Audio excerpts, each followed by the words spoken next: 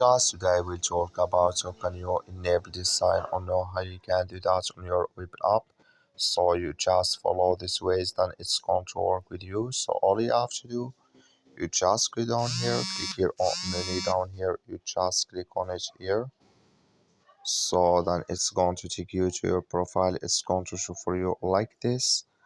Then you click here on settings here, just click on it. So then you come to next here, it's going to show for you like this.